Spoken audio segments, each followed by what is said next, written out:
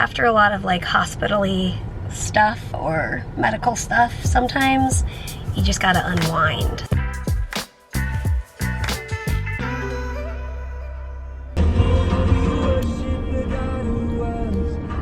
Look at the cutest thing I ever did see. Best way ever to start the drive. Thankfully a very short drive. We were driving to an infusion center. Peter, it's so interesting. We're well over COVID, weeks out, and well, he's weeks out. I'm a few days less than that. Anyway, he didn't have a cough during COVID, and then after COVID, he has this like almost allergy sounding cough. Yeah. And he said that somebody at church said that they had the same exact like situation, that it's like, it happens to some people, I guess. So that's what Peter's dealing with. So we're going to an infusion center, basically my home care company. I'm going for IVIG. Typically my nurse would come here or come to the house. But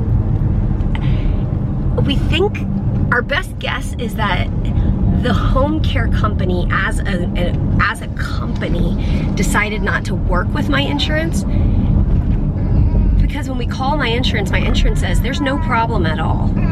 But when you talk to the home care company, they say there's a problem. Yeah, so they're able to like do the drug fine. It's more the home infusion, like nursing, basically. They're not covered. But they told me that this company is no longer in network, which means even what I'm doing today would not be in network. Should I call before we even go? I mean, I don't think they would have you come and do it if it wasn't covered. So there is some sort of miscommunication or misunderstanding somewhere in the line. And this only started because they called to set up my delivery. And I was like, Peter mouthed like, hey, ask him about insurance. So I was like, oh, hey, I just wanted to make sure that this is all covered by insurance. And the person on the phone said, well, I don't see any charges, so it should be fine. And then she asked what insurance I have, and then she was like, oh. Needless to say, I then later got a call from that company again saying, no, it's not covered at all. And I was like, it's a confusing situation. Yeah. So anyway, most likely after this appointment, like we're gonna drive away from this appointment, I'm gonna call my CF team and find a new home care company, because not only are they saying it's not covered, except if I go to their office and go to their infusion center, communication, my nurse is absolutely incredible. That's the thing that has kept us.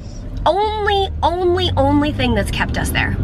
Now I will say, originally when we first moved, there was a person working for this company and she managed my IVIG, my feeding tube supplies, and she would have managed my home IV antibiotics if I were to need them. I haven't needed them in years. She was so incredible, I mean, so amazing. So, but then she left the company. And then ever since, like, I've had so much trouble getting feeding tubes, like gauze and tape and syringes or whatever I need for my feeding tube. And it's been a whole mess. It's just, home care companies can be really tricky and challenging, because like the way that IVIG works, there is a person in Chicago who is in charge of my IVIG. I call Chicago to ask any questions or set up delivery or whatever. So somebody from Chicago calls me to say, setting up your next delivery. I'm like, okay, sounds good. But then as far as insurance questions, you call North Carolina people. And then if you then have another question about the delivery, you then have to call Chicago back. Yeah. And none of those people are my nurse. So that's a whole different scenario. My nurse is the only one I can reliably get a hold of. And anyway, we told my nurse, like, you are incredible. She knows it. I mean, I tell her all the time. But I'm not leaving this company because of you. And she, like, totally understands. You know, she totally understands why I have to make a change. Insurance is the reason. And then secondarily, it's annoying. So I'm really hopeful to find another option. I don't know that there is another option. There usually are like two to four home care companies in the area wherever I've been. So we'll see. We'll see what happens. Well, didn't the one reach out to us? Yes, you're right. I am uncertain if that place will do all my needs. Oh, okay. Or only IVIG. I don't know. Oh, because then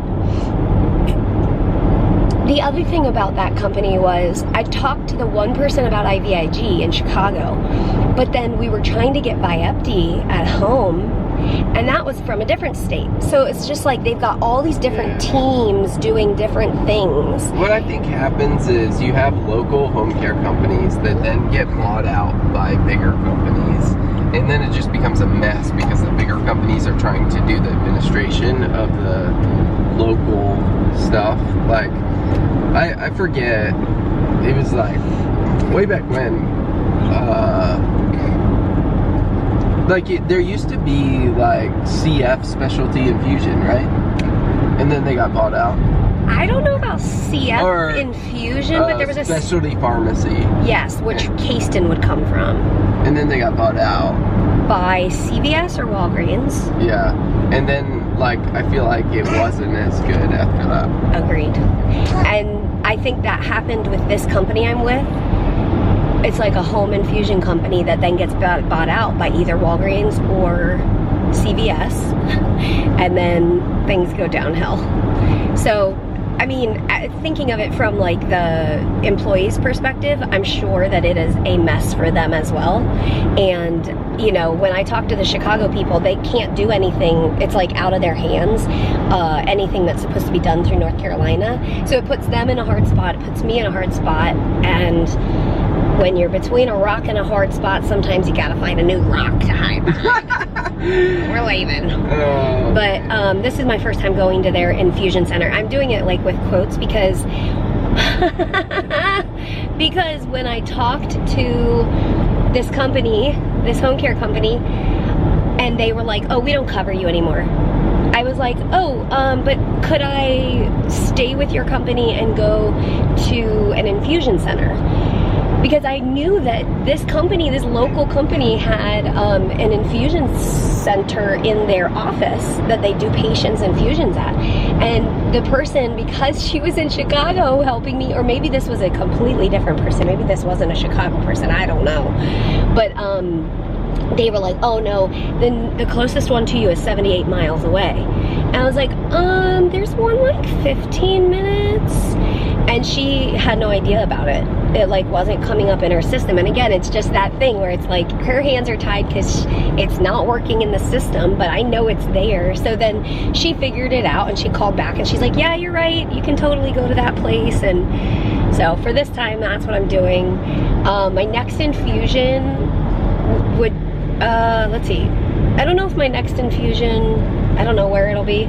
I could do it at the Big Duke Infusion Center where I had the Vyepti done, but I probably don't want to sit in there for 3 hours, but maybe I can do it at home with that other infusion company. Anyway, we'll figure it out. We'll figure it out. It'll be okay.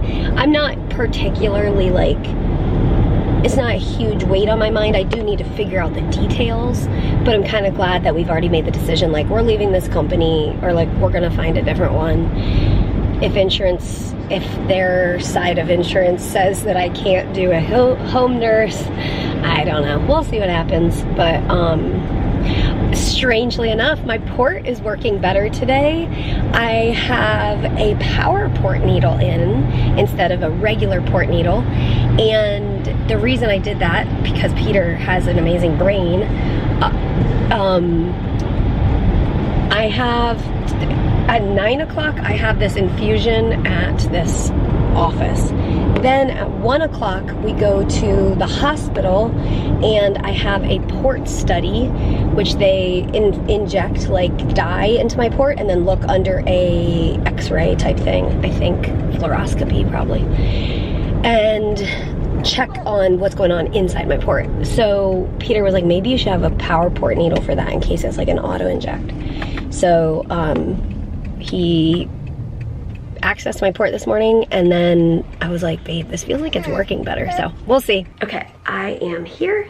There's the IVIG. They leave it in the glass bottle. When I'm at home, I transfer it to a bag so that I don't have to have it on a pole. Yeah, everything's going well. Port is working and just doing my thing. An hour and 20 minutes left, and it's just this single room. It's really nice. So if we do end up sticking with doing this, it's not bad at all. 15 minutes away, one single room, it's all good. So we'll see. If insurance, I don't know, we'll see. You guys know there's a lot that goes into those sorts of decisions, so we'll see what happens. But all is well. Peter and Elijah, I'm guessing, are home by now, and I have an hour and 20 minutes left, so yeah, all is well. Okay, we are back home. I don't know if I said this, but Peter and Elijah dropped me off at the infusion center and then came back home. They went for a walk. Peter worked on emails, that sort of thing. And then Elijah fell asleep and is still asleep. So Peter is editing in the car, in the driveway, while Elijah takes his nap. And then I came in, made some peanut butter and jelly sandwiches for me and Peter out of my homemade whole wheat sourdough bread. So good. It is the most tasty. Hi, did something just fall? Oh, a flower off the wreath. Hi, good morning. Good morning. Was that a good nap? Yeah, that was a good nap. Hi. Mama? Yeah? Come here. Hi, buddy. Missed you. You got your mama, girl. You got your mama, girl. So I made lunch and I delivered it to Peter out into the car. And we need to leave in about 40 minutes so that I can go do that port study. See what's wrong with my port. Isn't that right? Okay, we dropped Mary at the hospital for her port study. Elijah and I are just hanging out here at Panera. You're just hanging out on the table. Just put a blanket down.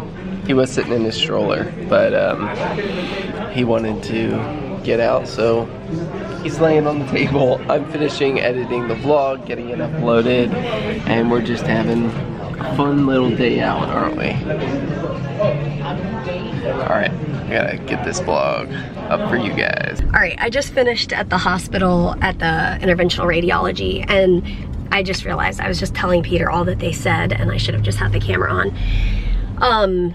Basically, I laid down, I walked in, it was basically like a surgical room, and then I laid down on the table in the middle, and I didn't know this was gonna happen, but he pulled the x-ray like plate like right here, and I didn't mean to, but I was like, I turned my head to the side and ripped my mask off because I have really severe claustrophobia, especially in the last 5 years or 10 years or something. Like, it's way worse, especially if I have a mask on. So I turned my head and he's like, oh, what's wrong? I was like, oh no, I just have claustrophobia. He's asleep. Oh, he's asleep? It's fine, you can keep talking. Oh, okay. Well, he's asleep. Peter has to go to the bathroom. So anyway, I put my mask back on, it was fine. I just had to kind of like tell my brain, like, you're good. And I was like, how much closer is this thing gonna get to me, just so I can prepare myself? And he said, no, that's as far as it's gonna go. Anyway, so it's basically like a moving x-ray. So on the x-ray, I could see like my lung and my port and the tube and that sort of thing. And then he would inject dye into my port so he could see if the tubing is cracked, if the port itself is cracked, if the liquid you put in is going to the right place. And all of that was fine. He didn't see a fibrin sheath, which he said doesn't necessarily mean there isn't one, but he couldn't see one. And then, yeah, I was basically telling him, like, it works sometimes and doesn't work other times. It's positional and that sort of thing. So, anyway, he was just saying, yeah, you could just kind of wait till the uncertainty of like whether it's gonna work or not, wait till that gets so annoying that you just need to get a new one. And I was kind of there mentally the last couple of months where it would work and then 15 minutes later it wouldn't work and that sort of thing. But today it worked well. I have no idea. I think I'm just gonna leave it, and maybe in 1 month I'll be like, I'm ready to get a new one, or maybe in 6 months it'll still be working. I don't know, but for now I'm glad to see that everything is in working order on the inside. Now it's just a matter of dealing with the uncertainties of every time I access it. So that's good. I'm glad I did that. I'm really glad I did the port study. And I have thoughts, so many thoughts about having my port removed and replaced in interventional radiology, which is apparently the only way they do it here. I don't know if that's true. A couple of people that I've talked to have said that, so I don't know. But it's just, it's a lot. There's so much behind all of that, including how my body has responded to light sedation in the past, being point number one. But anyway, I was able to ask a few questions while I was in there, which was really helpful, and even talk about placement, because the doctor could see where this port was, and he was like, yeah, whoa, that's way far over. And I said, I think for my next one, I'd like to mirror, my very first one was right here where my thumb is, and I'd like to put it on the right side. And he said, yeah, you can do that. He said he usually puts it like right here, but that's only 1 inch closer. But anyway, we'll see what happens, but that's good. All is well. I am grateful for that part being done. And now it's just a matter of see how long this port lasts and go from there. Sounds like a plan to me. Yeah, okay. Yeah. After a lot of like hospital-y stuff or medical stuff, sometimes you just gotta unwind. So I think we might go to a store, go shopping. We need milk. So yeah, thanks for coming with us though. Thanks for cheering us on for all these years. And as always, we'll see you soon.